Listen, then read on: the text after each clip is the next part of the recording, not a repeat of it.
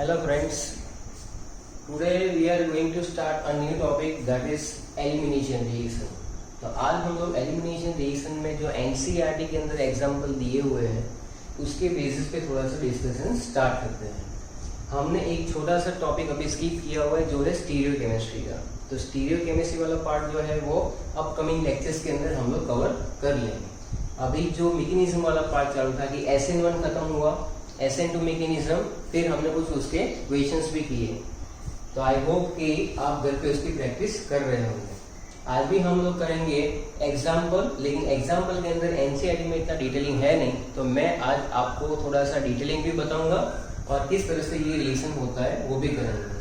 तो आप देख सकते हैं यहाँ पर एलिमिनेशन रिएक्शन में जनरली नाम से ही पता चल जाता है ऑर्गेनिक रिएक्शन के टाइप्स कितने होते हैं। सब्स्टिट्यूशन रिएक्शन, एलिमिनेशन रिएक्शन, बराबर, then we go for the rearrangement reaction, बराबर। तो ये और बाकी सारे पॉलीमराइजेशन रिएक्शन भी होते हैं, बहुत सारे रिएक्शंस के टाइप्स हैं।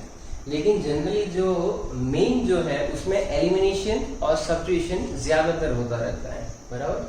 तो यहाँ पर आप देख रहे हैं कार्बन कार्बन सिंगल बॉन्ड और यहाँ पर एक X लिखा हुआ है और एक हाइड्रोजन है। हेलोजन का चैप्टर है तो X लिख रहे हैं हम लोग, वरना वहां पर अल्कोहल भी हो सकता है। एलिमिनेशन का मतलब ये नहीं कि सिर्फ हेलोजन में ही होता है। तो वो प्रिपरेशन ऑफ अल्कीन में हमने पढ़ा भी था, अभी हम लोग देखेंगे। तो आप देख लो यहाँ पर H और X है। अगर इसके ऊपर कोई रिएजेंट हम लोग डाल देते हैं, बराबर, तो रिएजेंट जब हम लोग डालते हैं तब उसकी प्रोसेस होती है, वो एक बेस होगा यहाँ पर जो इवन मैकेनिज्म में काम करेगा। बेस क्या करेगा, H+ को वहां से निकाल लेगा। इसलिए आपकी एनसीईआरटी के अंदर ऐसा लिखा होगा कि ये जो है उसके बाद प्रोडक्ट के अंदर उन्होंने B के साथ H को अटैच किया हुआ है। वो सब हम लोग डिटेल में करेंगे, लेकिन पहले सिंपल लॉजिक समझ लो। ये भी कार्बन कार्बन है, यहाँ पर X और H है। रिएजेंट के प्रेजेंस में अगर यहाँ से मान लो कि HX रिमूव हो रहा है तो क्या मिलेगा हमें, तो यहाँ पर C+C और HX मिल रहा है। तो यानी कि अल्कीन फॉर्मेशन हो रहा है। क्या हो रहा है, अल्कीन फॉर्मेशन। तो इसके कुछ पॉइंट्स हैं, बराबर, जो हम लोग लिखना चाहेंगे। तो यहाँ पर आप सबसे पहला पॉइंट जो है वो क्या ऑब्जर्व कर रहे हो उसके बेसिस पे पॉइंट्स हम लोग लिखेंगे। जैसे कि एलिमिनेशन रिएक्शन के अंदर ये HX जो रिमूव हुआ तो मैं लिख सकता हूं कि स्मॉलर ग्रुप और एटम एलिमिनेटेड, बराबर, एलिमिनेटेड। तो स्मॉलर ग्रुप ऑफ एटम जो है वो यहाँ पर एलिमिनेट हो रहा है। चलो, क्लियर है। फिर एक और बात यहाँ पर आप जरा ध्यान से देखोगे कि इसके अंदर और क्या क्या चीजें हमें मिल रही है कि आप देखो कि यहाँ पर सारे के सारे सिंगल बॉन्ड है। सिंगल बॉन्ड है कि नहीं, यानी कि यहाँ पर sp3 हाइब्रिडाइजेशन है और यहाँ पर sp3 में से किस में कन्वर्ट हो रहा है, वो sp3 converting into sp2 hybridisation, बराबर। यानी कि ऐसा कह सकते हैं कि भी सैचुरेटेड हाइड्रोकार्बन में से अनसैचुरेटेड, सैचुरेटेड कंपाउंड बोल सकते हैं, क्योंकि सैचुरेटेड यहाँ पर जो हेलोजन है इसकी वजह से कई लोगों के दिमाग में ऐसा आ जाता है कि ये कहाँ हाइड्रोकार्बन है। Basically it is a derivative of hydrocarbon. तो सैचुरेटेड हाइड्रोकार्बन में से अनसैचुरेटेड कंपाउंड मिलेगा हमें, सैचुरेटेड कंपाउंड में से अनसैचुरेटेड कंपाउंड मिल रहा है, बराबर है। तो ये दूसरा पॉइंट आप मेंशन कर सकते हो। अच्छा, एक और चीज, अगर आपने 11th में ध्यान से देखा हो तो एक रिएक्शन था अल्कीन का कि भाई ethene when reacted with any of that, suppose bromine ले लिया हमने, बराबर है। तो ये क्या करता था, पाई बॉन्ड को ब्रेक करके 1-2 एडिशन, ये एडिशन रिएक्शन था ना। तो यहाँ पर क्या हो रहा था बेटा, CH2 Br, चलो, in the presence of CCl4। तो यहाँ पर क्या हो रहा था कि 1-2 पे ये जो चीजें थी वो ऐड हो रही थी। तो क्या आपको ऐसा नहीं लग रहा है कि यहाँ पर जो है एडिशन जो था उसका रिवर्स प्रोसेस है ये, बराबर। आप देखो कि यहाँ पर हमने HX लिया हुआ है, बराबर, और यहाँ पर Br2 लिया हुआ था। तो ये दोनों में से अगर Br निकाल दो तो ये वापस ही बन सकता है कि नहीं बन सकता है, ऐसा है ना। तो ये जो चीजें है वहां पर हमने सीखी हुई थी। एक और रिएक्शन था CH2 CH2 plus HCl। तो ये क्या दे रहा था आपको, CH3 CH2Cl। अब इसमें से अगर वापस ये बनाना है, यहाँ पर क्या था कि हाइड्रोजन और क्लोरीन एडिस हो रहे थे, फर्स्ट कार्बन पे हाइड्रोजन, सेकंड पे क्लोरीन। अब यहाँ से क्लोरीन और हाइड्रोजन निकाल दो तो ये क्या हो जाएगा, वापस अल्कीन मिलेगा। तो we can say that it is just a reverse process of, ये क्या था, addition, the reverse process of addition reaction. चलो ठीक है, ये reverse process of addition reaction, इतना समझ में आ गया आपको। सबसे पहली बात, स्मॉलर ग्रुप और एटम इज एलिमिनेटेड, बराबर है। sp3 में से sp2 हो रहा है, यानी कि सैचुरेटेड कंपाउंड में से अनसैचुरेटेड कंपाउंड के अंदर कन्वर्ट हो रहा है। ये रिवर्स प्रोसेस जो है किसका है, एडिशन का, वो रिवर्स प्रोसेस यहाँ पर है, बराबर। दूसरी बात है, जनरली एलिमिनेशन रिएक्शन जो होते हैं, elimination reaction carried out at high temperature. क्यों ऐसा हो रहा होगा भाई, हाई टेम्परेचर पे क्यों? एक तो देखो ये स्पॉन्टेनियस प्रोसेस रहता है, बराबर है। अब सब्स्टिट्यूशन में हमने देखा था कि उसका जो नेचर था वो कैसा था बेटा, एक्सोथर्मिक एंडोथर्मिक, बराबर है। एक्सोथर्मिक प्रोसेस था यहाँ पर, इसलिए वो लो टेम्परेचर पे हो रहे थे। न्यूक्लियोफिलिक सब्स्टिट्यूशन रिएक्शन कहाँ पर हो रहे थे, लो टेम्परेचर पे। इसका नेचर होता है एंडोथर्मिक, तो ये कैसे होगा, हाई टेम्परेचर पे, बराबर है। हाई टेम्परेचर पे क्यों हो रहा है, क्योंकि ये जो है इसका प्रोसेस जो है एंडोथर्मिक, कैसा प्रोसेस है ये, एंडोथर्मिक प्रोसेस है। ये कैसे पता चलेगा कि एंडोथर्मिक प्रोसेस है या एक्सोथर्मिक प्रोसेस है, आप खुद चेक करो। यहां से CX के बीच का बॉन्ड टूट रहा है, the bond will be breaking. यहाँ पर भी बॉन्ड टूट रहा है, तो यहाँ पर बॉन्ड देखो ध्यान से देखो, ये दोनों बॉन्ड टूट रहे हैं, यानी कि 2 सिग्मा बॉन्ड ब्रेक्स, और प्रोडक्ट में क्या हो रहा है, एक नया पाई बॉन्ड बन रहा है। तो मैं लिख सकता हूं कि 2 sigma bond breaks and 1 pi bond will be formed, बराबर है। तो इससे हमें क्या पता चलता है कि भाई 2 सिग्मा बॉन्ड को ब्रेक करने, हमें मालूम है कि पाई बॉन्ड फॉर्मेशन जो है, बराबर, वो तो होना ही है, लेकिन सिग्मा बॉन्ड ब्रेक करने के लिए हमें एनर्जी सप्लाई करनी पड़ेगी। तो एनर्जी सप्लाई करने का मतलब हुआ कि ये भाई एंडोथर्मिक प्रोसेस है। एंडोथर्मिक प्रोसेस कौन सी होती है, जहां पर हमें एनर्जी सप्लाई करनी पड़ती है। तो बॉन्ड ब्रेकिंग के अंदर हमें एनर्जी सप्लाई करनी पड़ती है, और ली चैटिले प्रिंसिपल के हिसाब से मालूम ही होना चाहिए कि एंडोथर्मिक प्रोसेस कब फेवर करता है, जब तुम्हारा टेम्परेचर ज्यादा हो तो, बराबर है। इसलिए ये जो है हाई टेम्परेचर पे प्रोसेस होगी इसकी। चलो ठीक है, अब इसके अंदर जो तुम्हारा एलिमिनेशन है बेटा, वो 2-3 तरह से हो सकता है, बराबर है। अगर ऐसा मान के चलो कि यहाँ पर ये जो एग्जाम्पल है जिसमें X वाला कार्बन अल्फा कार्बन है, नेबरिंग कार्बन को क्या कहेंगे हम लोग, बीटा कार्बन। फंक्शनल ग्रुप जिस कार्बन से अटैच होता है उसको कहते हैं अल्फा कार्बन, नेबरिंग कार्बन को कहते हैं बीटा कार्बन। ओके, तो यहाँ पर अल्फा बीटा के बीच में, बराबर, एलिमिनेशन कहाँ पर हो रहा है, अल्फा बीटा एलिमिनेशन। क्या नाम देंगे इसको, या तो 1-2 कह लो या तो अल्फा बीटा। तो that is called alpha beta elimination. क्या होगा, alpha beta elimination. Alpha beta elimination होगा तो प्रोसेस में प्रोडक्ट क्या बन रही है, अल्कीन। कौन सी बन रही है, अल्कीन, बराबर। कई बार ऐसा भी हो सकता है कि अगर मैं एग्जांपल लिखूं कि जहां पर एक कार्बन है, एक कार्बन यहाँ पर, एक कार्बन यहाँ पर, मान लो यहाँ पर कोई एक हेलोजन है, यहाँ पर एक हाइड्रोजन है, तो अगर यहाँ से ये चीज अगर आप रिमूव कर रहे हो 1 by 1, तो ये क्या देगा आपको, ये आपको ऐसा एक साइक्लिक प्रोडक्ट देगा। क्या देगा, तो ये अल्फा कार्बन है, ये बीटा कार्बन है, ये गामा है। ध्यान से देखना, अगर ऐसा है कि 1 2 3 या तो अल्फा बीटा गामा लिखो, तो अल्फा और गामा एलिमिनेशन हो रहा है, अल्फा से X और बीटा से हाइड्रोजन, तो भी हम लोगों को क्या मिल रहा है, साइक्लिक कंपाउंड। या तो 1-3 बोल दो, बराबर। तो अल्फा गामा एलिमिनेशन जब होगा, अल्फा गामा एलिमिनेशन जब होगा, तो आपको जो प्रोडक्ट मिलेगी वो कैसे मिलेगी, साइक्लिक प्रोडक्ट मिलेगी, बराबर। ये सारे छोटे छोटे ऐसे इंपॉर्टेंट पॉइंट है जो आपको कॉम्पिटिटिव एग्जाम में 100% हेल्प करने वाले हैं, बराबर। चलो एलिमिनेशन रिएक्शन जो है, एलिमिनेशन रिएक्शन जो है उसके बेसिकली 3 टाइप होते हैं, बराबर। लेकिन यहाँ पर हम लोग बात करेंगे जनरली 2 टाइप की। तो एक होता है हमारे पास जिसको कहते हैं E1 एलिमिनेशन, बराबर। एक होता है हमारे पास E2 एलिमिनेशन, और तीसरा जो होता है उसको हम लोग E1CB भी कहते हैं। E1CB, E1CB का मतलब है कॉन्जुगेट बेस के बेसिस पे होता है ये। तो अगर हम लोग 1 बाय 1 देखें कि भाई E1 में क्या हो रहा है, तो E1 में जनरली आप देखो तो यहाँ पर कार्बन है, यहाँ पर हाइड्रोजन और यहाँ पर हेलोजन।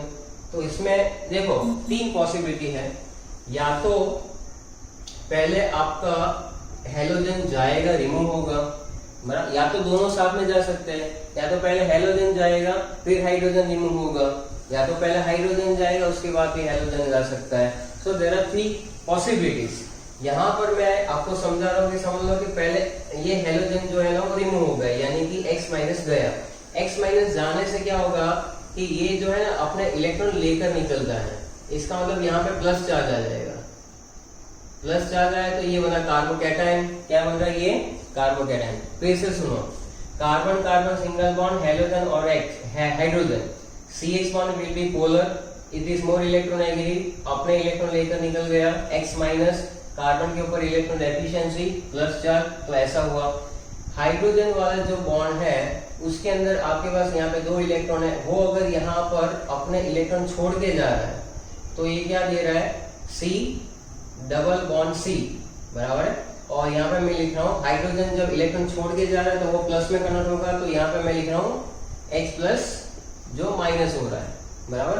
तो सबसे पहली बात क्या है, E1 जो है, E1 मैकेनिज्म में होता क्या है कि कार्बन हाइड्रोजन कार्बन हेलोजन, सबसे पहले हेलोजन रिमूव हो जाता है विथ इलेक्ट्रॉन पैर, तो X माइनस, कार्बन पे प्लस चार्ज आया, तो यहाँ पर E1 में याद रखना है आपको कि कार्बोकैटायन बनेगा। क्या बनेगा? कार्बोकैटायन। और फिर H जो है वो अपने इलेक्ट्रॉन छोड़ के जा रहा है, तो फाइनल प्रोडक्ट आपको क्या मिल रहा है? आल्कीन। क्लियर है? अच्छा, नेक्स्ट जो है उसमें अगर मैं आपको बताऊं कि भाई E2 के अंदर क्या हो रहा है, चलो E2 मैकेनिज्म में क्या होगा। E2 मैकेनिज्म में सबसे पहले यहाँ पर कार्बन कार्बन, हाइड्रोजन और हेलोजन, बराबर। अब यहाँ से मान लो कि X भी जा रहा है और हाइड्रोजन दोनों साइमल्टेनियसली रिमूव हो रहा है, बराबर, दोनों साइमल्टेनियसली रिमूव हो रहा है। तो माइनस HX लिख रहा हूं मैं और सीधा मैं बना देता हूं डबल बॉन्ड, तो ये जो हो जाएगा वो E2 मैकेनिज्म में ऐसा होता है, बराबर है। मैकेनिज्म वाला पार्ट मैं आपको अभी करवा रहा हूं। चलो, तो एक ये पॉसिबिलिटी है कि दोनों साइमल्टेनियसली रिमूव हो रहे हैं, बराबर। अभी यहाँ पर एक और आता है जिसको हम लोग E1CB कहते हैं, जहां पर कार्बन कार्बन, ये हेलोजन और यहाँ पर हाइड्रोजन, बराबर। तो सबसे पहले अगर आप देखो तो यहाँ से पहले क्या निकाला था? X। अगर यहाँ से H प्लस रिमूव हो रहा है, H प्लस जा रहा है, तो H अपने इलेक्ट्रॉन, यहाँ पर कार्बन की इलेक्ट्रोनेगेटिविटी ज्यादा है, तो ये H जो है इसकी ओर होगा, तो यानी इलेक्ट्रॉन लेकर नहीं निकलेगा, तो इस कार्बन पे क्या आएगा? माइनस, यहाँ पर X, बराबर ऐसा। और जैसे ही ये X अपने इलेक्ट्रॉन लेकर रिमूव हो जाएगा, यानी कि नेक्स्ट स्टेप में, तो क्या हो जाएगा? यहाँ पर C डबल बॉन्ड C। तो ये तीसरा केस हुआ जहां पर E1CB मैकेनिज्म फॉलो होता है। आपके सिलेबस में ज्यादातर E1 E2 के बेसिस पे है, तो हम लोग वो प्रोसीड कर रहे हैं। तो आप इतना कंप्लीट कीजिए, बराबर है, फिर हम लोग आगे बढ़ रहे हैं। तो सबसे पहले एलिमिनेशन रिएक्शन जो है उसमें कोई एक एग्जाम्पल लेकर हम लोग स्टार्ट करते हैं। कि समझ लो कि यहाँ पर एक एग्जाम्पल मैं ले रहा हूँ जिसमें है कि भाई CH3 CH2 और Br, यानी ये है ब्रोमोइथेन। ब्रोमोइथेन का रिएक्शन अगर हम लोग करवा देते कहीं पर के, जैसे कि अल्कोहलिक KOH, अल्कोहलिक KOH के प्रेजेंस में होगा क्या कि ये होगा बीटा एलिमिनेशन रिएक्शन। समझ लो कि ब्रोमीन जहां पर अटैच है वो अल्फा कार्बन है और नेबरिंग कार्बन है बीटा। तो यहाँ पर विदाउट मैकेनिज्म अगर सिंपल वे में अगर हम लोग सोचे तो क्या होगा, अल्फा से ब्रोमीन जाएगा, यहां से A, तो वो बनाएगा हमारा पोटेशियम ब्रोमाइड कबीर, बराबर है। अच्छा, दूसरी बात क्या होगी कि बीटा से एक हाइड्रोजन भी जा रहा है और यहाँ से OH, तो ये हमें देगा H2O। क्या देगा? H2O। बचा क्या? CH2 double bond CH2। क्या बचा? CH2 डबल बॉन्ड CH2, यानी कि preparation of alkyne. So that is the basic reaction when alkyl halide is reacted in the presence of alcoholic KOH, we obtain alkene plus potassium bromide and water. Now what about the mechanism part? तो mechanism part के अंदर हम लोग पहले step 1 का discussion करेंगे, जिसमें है RCH, यहाँ पर मान लो कोई हेलोजन जुड़ा हुआ है, यहाँ पर है CH3, बराबर है, और इसका रिएक्शन करवा रहे हैं किसी वीक बेस के प्रेजेंस में। वीक बेस मान लो कि वहां पर क्या क्या हो सकता है, पानी हो सकता है, मिथेनॉल हो सकता है, इथेनॉल हो सकता है। तो सबसे पहला स्टेप जो है वो क्या होगा कि यहाँ पर ये जो X है वो क्या करेगा, ज्यादा इलेक्ट्रोनेगेटिविटी की वजह से वो ये बॉन्ड टूटेगा, X अपने इलेक्ट्रॉन लेकर निकलता है। So that is the first step and that is called formation of carbocation. यहाँ पर RCH प्लस और यहाँ पर आया CH3, X माइनस जो था वो रिमूव हो गया, तो ये जो हमें मिल रहा है दैट इज कॉल्ड कार्बोकैटायन। क्या कहेंगे इसको? कार्बोकैटायन। तो कार्बोकैटायन जब यहाँ पर हमारा बनेगा तो ये वीक बेस के रिएजेंट के बेसिस पे बनेगा। यहाँ पर कार्बोकैटायन बनने पे ऐसा भी देखना पड़ेगा कि क्या उसमें कहीं पर रीअरेंजमेंट होने की पॉसिबिलिटी है। अगर रीअरेंजमेंट हो सकता है तो वहां पर रीअरेंजमेंट करवाना पड़ेगा। कार्बोकैटायन का जो स्टेबिलिटी ऑर्डर है वो हमें पता होना चाहिए, tertiary greater than secondary greater than primary, बराबर है। So that is the first step जहां पर हम लोग ने कार्बोकैटायन को फॉर्म किया। अब ये जो कार्बोकैटायन है उसमें स्टेप 2 के अंदर सबसे पहली बात, ये जो स्टेप होता है बेटा, ये कहते हैं हम लोग formation of carbocation, formation of carbocation. ये स्टेप होता है वो एक स्लो स्टेप होता है, और दूसरा कह सकते हैं इट इज RDS, यानी कि रेट डिटरमाइनिंग स्टेप। ये केमिकल काइनेटिक्स में आप आराम से पढ़ोगे। इतना याद रखो, मैकेनिज्म में जो स्लो स्टेप होता है उसके बेसिस पे हमें पता चलता है कि कौन सी प्रोडक्ट ज्यादा मिलेगी, कम। और रेट डिटरमाइनिंग स्टेप है ये, इसके ऊपर ही रेट डिटरमाइन करता है। अगर स्लो स्टेप है उसके ऊपर रेट ऑफ रिलीज हमें पता चलेगा कि कैसा वहां पर प्रोडक्ट जो है वो मिलने वाला है। Okay, so that is called rate determining step. Step number 2 के अंदर अगर मैं आगे बढ़ू तो ये हमारे पास था RCH, यहाँ पे लिखा हुआ है प्लस, और यहाँ पर है CH3 को अगर ऐसे लिख सकते हैं तो ऐसे भी लिख सकते हैं, CH2H लिख सकते हैं बेटा इसको। तो इजीली समझ में आ जाएगा कि क्या करेंगे हम लोग जब इसका रिएक्शन करेंगे। वीक बेस तो है ही, तो वीक बेस, तो बेस का काम क्या होगा, बेस H+ को एक्सट्रैक्ट कर लेता है। बेस क्या करेगा, H+ को एक्सट्रैक्ट करेगा। तो H को एक्सट्रैक्ट करने के लिए ये बॉन्ड का यहाँ पे शिफ्ट होना जरूरी है, तो H बेस के साथ जुड़ जाएगा, बराबर है। और बाकी हमारा जो प्रोडक्ट बनेगा वो बनेगा RCH डबल बॉन्ड CH2। क्या बनेगा, RCH डबल बॉन्ड CH2। तो ये हुआ हमारा E1 मैकेनिज्म, बराबर। इसको क्या कहेंगे, ये E1 मैकेनिज्म से आगे जा रहा है। यहाँ पर जो B रिएजेंट है वो अगर बेस की तरह काम कर रहा है तो E1 मैकेनिज्म से आपको क्या मिल रहा है, अल्कीन मिल रहा है। लेकिन अगर वो ही एज अ न्यूक्लियोफाइल अटैक कर दे, बराबर, ये टेम्परेचर की बात है कि टेम्परेचर लो होगा तो क्या और हाई टेम्परेचर होगा तो क्या। तो हम लोग यहाँ पर देख रहे हैं अभी इसमें 2 पॉसिबिलिटी है। E1 मैकेनिज्म से ये प्रोडक्ट मिल रही है, और वो जो वीक बेस है, मान लो कि हमने CH3OH लिया था, तो it is also act as a nucleophile. वो एक्ट कर सकता है एज अ न्यूक्लियोफाइल भी। तो वहां पर जब वो एज अ न्यूक्लियोफाइल अटैक करेगा तो हमारे प्रोडक्ट जो है ये वाला पार्ट वहां पर अटैच हो जाएगा। सो दैट इज RCHOCH3 और यहाँ पर CH3 एज इट इज। तो ध्यान से सुनो बेटा कि एज अ वीक बेस है तो हमें दोनों प्रोडक्ट मिलते हैं, एक इवन मैकेनिज्म से और एक SN1। तो इवन मैकेनिज्म से आपको क्या मिलता है, अल्कीन मिलता है, और दूसरा जो प्रोडक्ट है वो आपको SN1 मैकेनिज्म से मिलता है। लेकिन यहाँ पर आप बोलोगे कि सर ऐसा तो थोड़ी हो सकता है कि दोनों प्रोडक्ट मिलेंगे, बराबर है। तो यहाँ पर आपकी बात थोड़ी सी इस तरह से सही हो सकती है कि अगर आपने टेम्परेचर हाई रखा बेटा, बराबर, अगर आपने टेम्परेचर हाई रखा हुआ है, हाई टेम्परेचर पे इवन मैकेनिज्म फॉलो होगा और आपको अल्कीन मिलेगा। और अगर ये जो SN1 मैकेनिज्म के थ्रू जाना है अगर आपको, तो लो टेम्परेचर पे ही वो फेवर करता है। कौन से टेम्परेचर पे फेवर करता है, लो टेम्परेचर पे, बराबर है। तो इसलिए दोनों पॉसिबिलिटी आपको बताई है। हाई टेम्परेचर अगर हम लोग रखते हैं तो हमें क्या मिलता है, अल्कीन मिलता है, बराबर है। H+ यहाँ से निकल जाता है, वो बेस के साथ अटैच हो जाता है, pi bond will be shifted. तो ये दोनों इलेक्ट्रॉन यहाँ पर पाई बॉन्ड के फॉर्म में दिखाने के और आपको वहां पर अल्कीन मिलेगा। फिर से एक बार देख लो फटाफट, फिर हम लोग कुछ पॉइंट्स डिराइव करते हैं।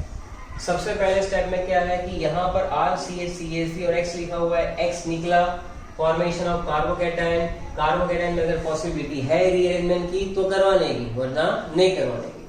तो स्लो स्टेप जो है ये स्लो स्टेप है और वही हमारा रेट डिटरमाइनिंग स्टेप है। ये जो हम लोग समझ रहे हैं वो पूरी मैकेनिज्म जो है जिसको कहते हैं इवन मैकेनिज्म।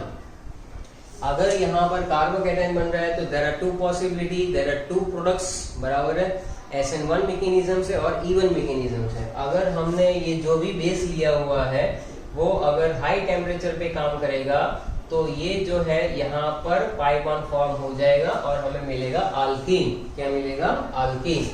और अगर ऐसा नहीं है तो फिर लो टेम्परेचर पे अगर आपने बाय चांस टेम्परेचर कम रखा हुआ है तो वहां पर ये जो भी बेस था वो एज ए न्यूक्लियोफाइड प्लस वाले कार्बन पे अटैक करेगा और आपको देगा एक डिफरेंट प्रोडक्ट जो किसको फॉलो करेगा, SN1 को, बराबर है।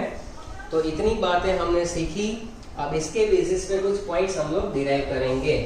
तो साथ में पॉइंट डिराइव करना स्टार्ट करो। सबसे पहली बात है कार्बोकैटायन फॉर्मेशन। तो अभी हमने देखा कि कार्बोकैटायन फर्स्ट स्टेप में जो मिलता है कार्बोकैटायन फॉर्मेशन, बराबर है। तो आपको क्या याद रखना है कि यहाँ पर एक तो ये स्लो स्टेप है, RDS रेट डिटरमाइनिंग स्टेप है, और कार्बोकैटायन की स्टेबिलिटी का ऑर्डर हमें याद रखना है, टर्शरी, सेकेंडरी एंड प्राइमरी, बराबर है। दूसरी बात आपको ये भी याद रखनी है यहाँ पर कि अगर ये हम लोग जो पढ़ रहे हैं उसके अंदर दो तरह की पॉसिबिलिटी है कि भाई अगर मैं यहाँ पे लिख रहा हूं कि भाई R ये जो था वो RCH+ और यहाँ पर CH3 है। अगर ऐसा न्यूक्लियोफाइल अटैक होता है, बराबर है, तो ये कौन सी मैकेनिज्म को फॉलो करने वाला है, SN1। और ऐसा न्यूक्लियोफाइल कब होता है, तो लो टेम्परेचर पे। मान लो यहाँ पर लेस देन 20 डिग्री सेल्सियस है तो ये लो टेम्परेचर हो गया। लो टेम्परेचर पे वो कौन सा, SN1 मैकेनिज्म को फॉलो करेगा, बराबर। लो टेम्परेचर पे एक्सोथर्मिक प्रोसेस जो होती है, बराबर है। तो हमने सीखा था न्यूक्लियोफिलिक सब्स्टिट्यूशन रिएक्शन जो है वो बेसिकली एक एक्सोथर्मिक प्रोसेस है SN1 में, और इसलिए तो लो टेम्परेचर पे ये SN1 दे सकता है। वहां पर भी फॉर्मेशन ऑफ कार्बोकैटायन होता है। अगर ये जो है आपको एज अ बेस एक्ट करवाना है, एज अ बेस, तो आपको टेम्परेचर जो है जनरली थोड़ा सा ज्यादा रखना पड़ेगा, मान लो कि 60 डिग्री सेल्सियस। तो ये जो भी रिएजेंट होता है उसका रोल होता है, वो ऐसा बेस भी वहां पर काम कर सकता है या तो न्यूक्लियोफाइल भी। तो जब बेस की तरह काम करेगा तो वो इवन मैकेनिज्म को फॉलो करेगा और आपको देगा अल्कीन। और यहाँ पर टेम्परेचर ज्यादा है तो ये एंडोथर्मिक प्रोसेस होती है जो हाई टेम्परेचर पे फेवर करती है। समझ लो कि ये जो चीज है उसमें आपको दो चीजें याद रखनी है कि ये SN1 मैकेनिज्म से प्रोडक्ट कब देगा, लो टेम्परेचर पे, हाई टेम्परेचर पे इवन वाला मैकेनिज्म फॉलो करेगा। चलो ठीक है। अच्छा, why it is called E1, इसको हम लोग E1 क्यों कहते हैं? तो हमने देखा अभी अभी कि रेट डिटरमाइनिंग स्टेप के अंदर इसका रेट लॉ जो होता है, या केमिकल काइनेटिक्स में पढ़ोगे, यहाँ पर आप देख सकते हैं कि पहले स्टेप में यहाँ पर एक ही मॉलिक्यूल रिएक्शन में पार्टिसिपेट कर रहा है, तो रेट पूरे का पूरा किसके ऊपर डिपेंड हो जाता है? ये जो होता है इसको क्या कहते हैं बेटा? सबस्ट्रेट। क्या कहते हैं? सबस्ट्रेट। जो रिएजेंट भी अगर उसमें पार्टिसिपेट करता तो हम लोग वहां पर उसको कहते हैं, मान लो कि न्यूक्लियोफाइल या तो दूसरा। तो ये रेट है वो किसके ऊपर डिपेंड है? सिर्फ सबस्ट्रेट के ऊपर। और यहाँ पर 1 लिखा हो, 1 है, बराबर है। बेसिकली ये जो है वो एक ऑर्डर ऑफ रिएक्शन है और वो एक एक्सपेरिमेंटल क्वांटिटी है। और यहाँ पर हम लोग देख रहे हैं कि रेट ऑफ रिएक्शन जो है वो इसके ऊपर ही डिपेंड है, सबस्ट्रेट के ऊपर। That's why it is called unimolecular. E1 का मतलब यूनिमॉलिक्यूलर, बराबर। ये मॉलिक्यूलरिटी, ऑर्डर ऑफ रिएक्शन सब केमिकल काइनेटिक्स में करेंगे। चलो ठीक है।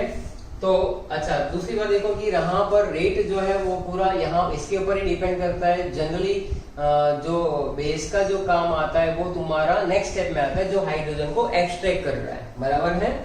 इसलिए यहाँ पर हम लोग ऐसा भी कह सकते हैं कि यहाँ पर बेस का कंसंट्रेशन बढ़ाने या घटाने से कोई फर्क पड़ता नहीं है, क्योंकि तुम्हारा रेट जो है वो किसके ऊपर पूरा डिपेंड है? सबस्ट्रेट के ऊपर, या तो फॉर्मेशन ऑफ कार्बोकेटाइन, जहां पर फर्स्ट स्टेप इन्वॉल्व है, सेकंड स्टेप इन्वॉल्व नहीं है। यानी इस इक्वेशन में सबस्ट्रेट के ऊपर डिपेंड है और कोई वहां पर पैरामीटर है नहीं। तो मैं लिख सकता हूं कि rate of reaction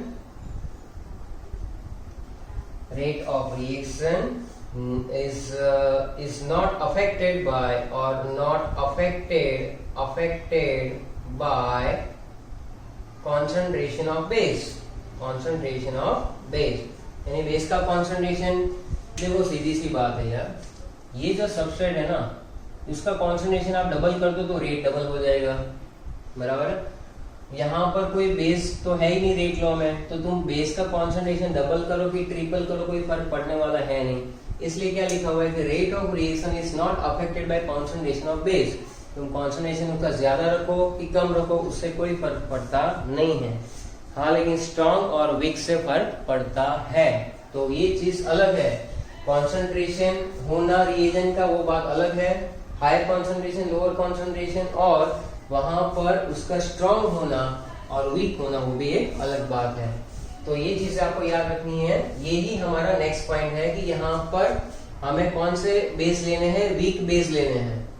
weak base जैसे कि पानी ले लो, आप अल्कोहल ले लो, बराबर है। क्यों ऐसा वीक बेस क्यों लेना है? क्योंकि अगर आपने अगर आपने स्ट्रॉन्ग बेस ले लिया, बराबर है, तो वेट नहीं करेगा कि पहले यहाँ से हैलोजन निकले, ना कार्बोकेटाइन बने, ना फिर मैं जाकर वहां पर अटैक करूं, बराबर। ऐसा कोई वेट करेगा नहीं, वो सीधा जाएगा और सीधा वहां पर अटैक कर देगा। Strong base is use, it is ऐसा लिख सकते हैं कि भाई strong base will be use, तो क्या करेगा? it is not waiting for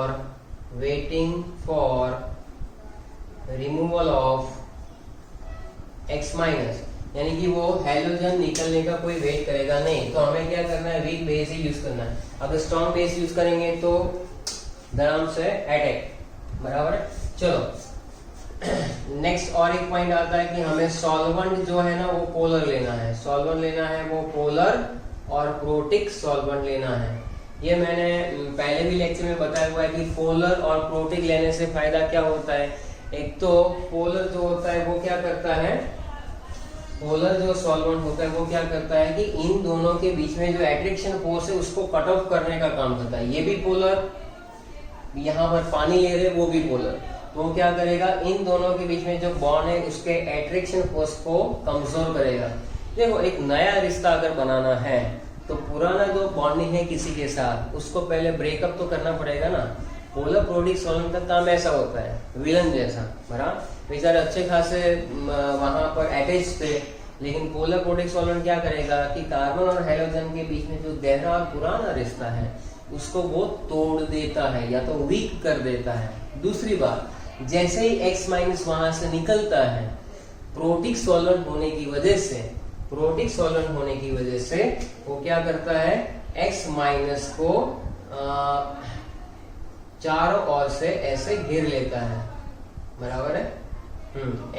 X minus जो है उसको पानी का मॉलिक्यूल क्या कर देता है, ऐसे चारों ओर से घेर लेता है और इस तरह से वो कवर कर लेता है कि वो वहां पर वापस अपनी पुरानी मोहब्बत के साथ वहां पर अटैचमेंट ना हो जाए, क्योंकि वैसे ही उसका जो पुराना रिश्ता था उसको तोड़ने का भी काम कर रहा है वो पानी, और दूसरा काम क्या कर रहा है कि वो उसको घेर के भी रखता है कि वापस वो वहां पर जाकर जुड़ ना जाए। ओके, तो पोलर प्रोटिक सॉल्वेंट का काम हमारा सोने आ जाता है। फिर से ये सारे स्टेप फटाफट देख लो। कार्बोकैटायन फॉर्मेशन, तो स्टेबल कार्बोकैटायन, बराबर है। तो tertiary is more stable, secondary and primary.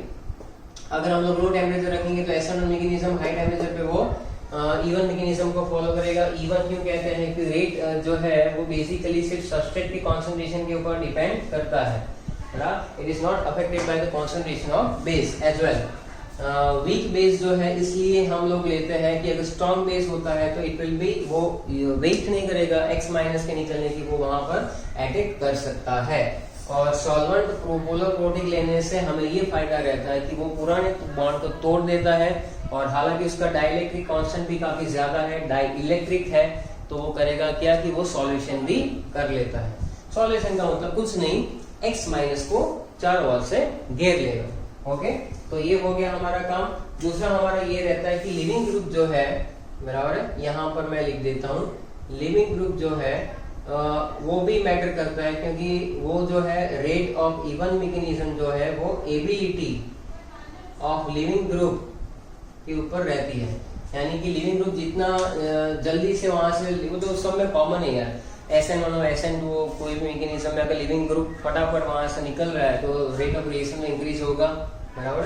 तो ये सारी बातें जो है वो एक पॉइंट वाइज हमने लिखी यहाँ पर। अभी हम लोग थोड़ा सा डिस्कशन जो करने वाला है बेटा, वो बेसिकली अब उसके कुछ रिएक्शंस जो है उसके बेसिस पे भी मैं आपको बताऊंगा कि भाई कैसे हो रहा है। वो वाले सारे पॉइंट्स आप पहले लिख लो, बराबर है, फिर हम लोग आगे बढ़ते हैं।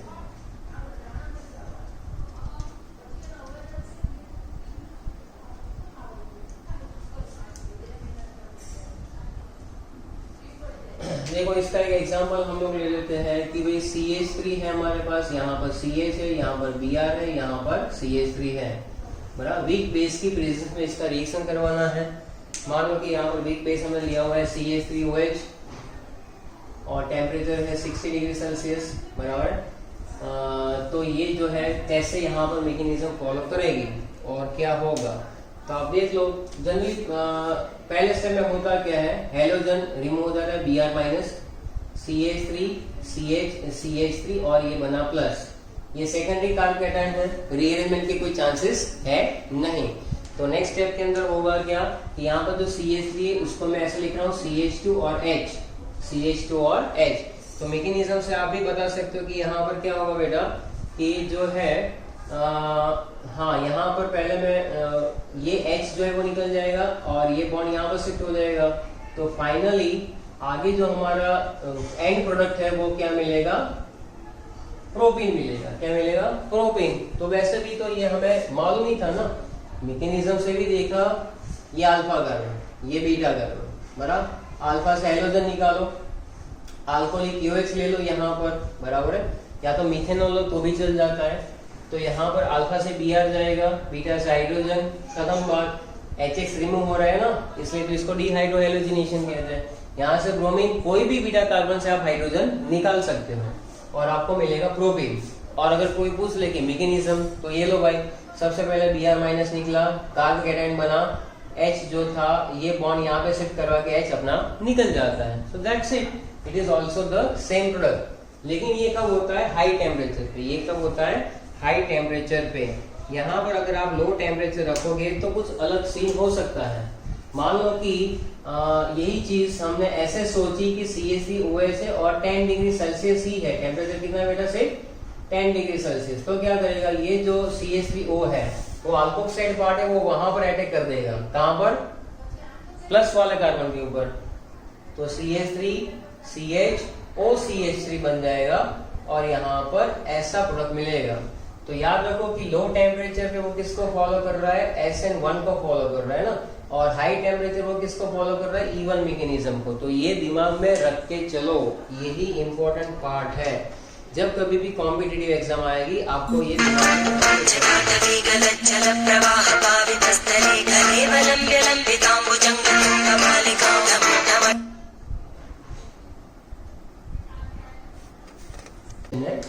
when we use methanol at the higher temperature even proceed and alkene is obtained, but in that case अगर बीटा यहां से कंसिडर करो या तो ये वाला बीटा कंसिडर करो, तुम्हारी प्रोडक्ट एक ही मिल सकती है, दैट इज कॉल्ड प्रोपीन।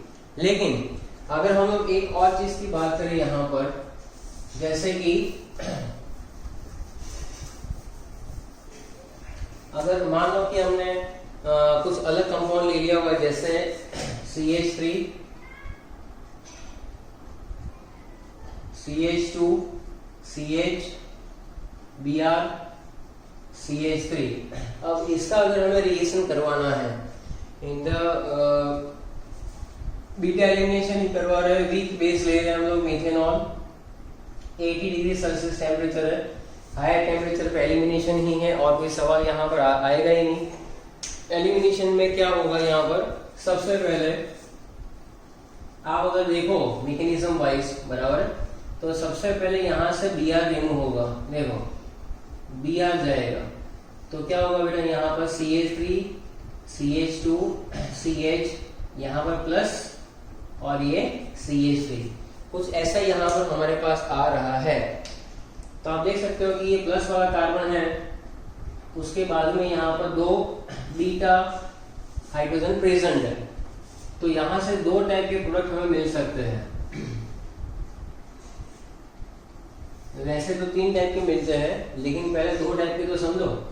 सबसे पहले हुआ क्या, ये पूरी प्रोसेस है, एक स्टेप में भी ये 2 प्रोडक्ट ही मिलते हैं, जो X+Y है प्रोडक्ट, उसी के बारे में हम लोग डिस्कस कर रहे हैं, लेकिन मैकेनिज्म वाइज।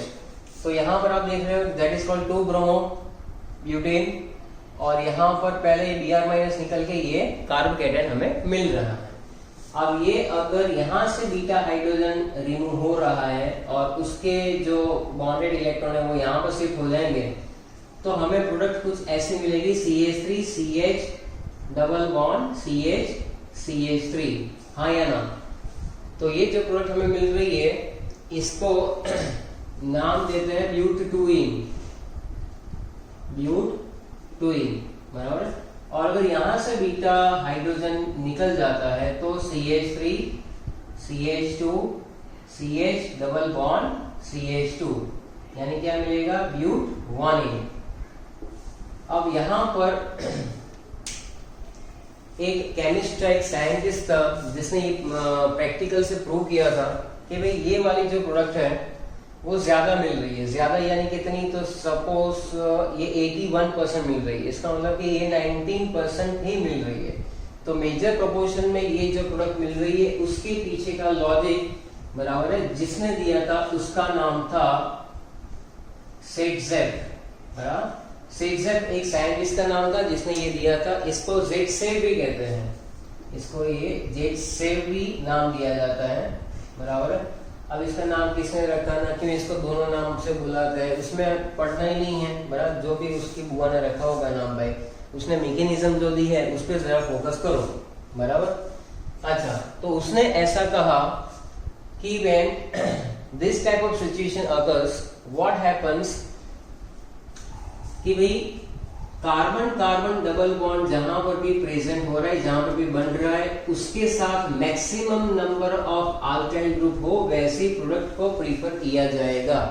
प्रेफरेबल प्रोडक्ट कौन सी होगी, when alkyl halide undergoes beta elimination reaction and there are 2 possibilities. The preferred way बराबर, प्रेफरेंस इसको देंगे in which the product obtain in which maximum number of alkyl group will be attached to the doubly bonded carbon atom और ethylenic carbon.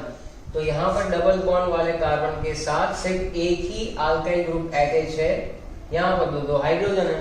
यहाँ पर C double bond C जो है वहां पर दोनों साइड मिथाइल ग्रुप प्रेजेंट है, यानी कि ये मोर सब्स्टिट्यूटेड है, इसलिए प्रोडक्ट कौन सी ज्यादा मिलेगी, ब्यूट 2इन ही मिलेगी यहाँ पर। तो ब्यूट 2इन जो प्रोडक्ट मिलती है उसके अंदर बराबर, ब्यूट 2इन जो प्रोडक्ट मिलती है उसमें भी आगे दो पॉसिबिलिटी है। वैसे देखना चाहो तो प्रोडक्ट हमें दो नहीं तीन इस तरह से मिलती है कि ब्यूट 2इन के दो आइसोमर बन सकते हैं।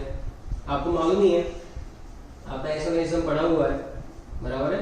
यहाँ पर हाइड्रोजन हाइड्रोजन, ये CH3 और ये CH3, तो ये कौन सा मिलेगा, सिस आइसोमर। और यहाँ पर हाइड्रोजन और CH3, यहाँ पर CH3 और यहाँ पर हाइड्रोजन। तो ऑपोजिट डायरेक्शन में सिमिलर ग्रुप को क्या कहते हैं बेटा, ट्रांस आइसोमर।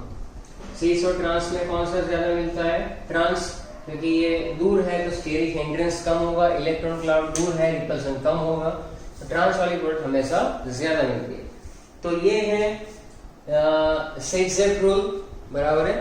सेट-जेफ रूल इसको कहते हैं, क्या कहते हैं, सेट-जेफ रूल, बराबर है, जिससे हमें पता चलता है कि कौन सी प्रोडक्ट ज्यादा मिल सकती है। तो यहाँ पर हमें ये भी समझना है कि एक तो ये जो बेसिक मीडियम है उस पे अटैक होना है, हाई टेम्परेचर पे हो रहा है, यानी कि इवन मैकेनिज्म ही फॉलो करेगा, बराबर है। और मेजर प्रोडक्ट ये क्यों मिल रही है, तो मान लो बेटा यहाँ पर ये कार्बोकैटायन बन रहा है, कार्बोकैटायन जो बनता है, बराबर है, उसके बेसिस पे भी हमें पता चल जाता है। और दूसरी बात कि यहाँ पर हमने जब हाइपर कॉन्जुगेशन सीखा था तब वहां पर देखा था, देखो नंबर ऑफ अल्फा हाइड्रोजन, बराबर है, क्या लॉजिक था, कौन सा स्टेबल जहां पर hyperconjugation HC hyperconjugation ज्यादा होता है। Hyperconjugation is directly proportional to number of alpha hydrogen, बराबर है, जिसमें अल्फा हाइड्रोजन ज्यादा होंगे वहां पर हाइपर कॉन्जुगेशन के सक्सेस भी ज्यादा मिलेंगे। आप देखो यहाँ पर C डबल बॉन्ड C यानी ब्यूट 2इन के अंदर यहाँ पे 3 और 3 यानी कि टोटल 6, बराबर है। देखो डबल बॉन्ड जो है यहाँ पर हमें इसके हिसाब से ये जो अल्फा पोजीशन पे अल्फा हाइड्रोजन हमें मिल रहे हैं, तो कितने total 6 alpha hydrogen, 6 alpha hydrogen, बराबर है। यहाँ पर आप देखो तो डबल बॉन्ड वाले पास वाला जो कार्बन है दैट इज अल्फा कार्बन, ये बीटा कार्बन है, तो तुम्हें सिर्फ यहाँ पर 2 अल्फा हाइड्रोजन मिल रहे हैं, कितने, 2 अल्फा हाइड्रोजन। तो आप बहुत ही आसानी से इसके बेसिस पे क्रैक कर सकते हो क्या, कि हमें 81% प्रोडक्ट ये क्यों मिली, क्योंकि ये ब्यूट 2इन है। एक तो उसका स्टेटमेंट कि जहां पर ज्यादा number of alkyl group double bond के साथ अटैच है, डबल बॉन्ड कार्बन यानी इथिलीनिक कार्बन के साथ more number of alkyl group that is obtain in a major proportion, बराबर है। अब इसके पीछे थोड़ी अगर डिटेलिंग में जाए तो नंबर ऑफ अल्फा हाइड्रोजन यहाँ पर 6 है, and that's why they have more hyper conjugation structures, and that's why it is more stable, and that's why it is obtain in a more proportion. तो ये चीज आप लिख लीजिए आराम से।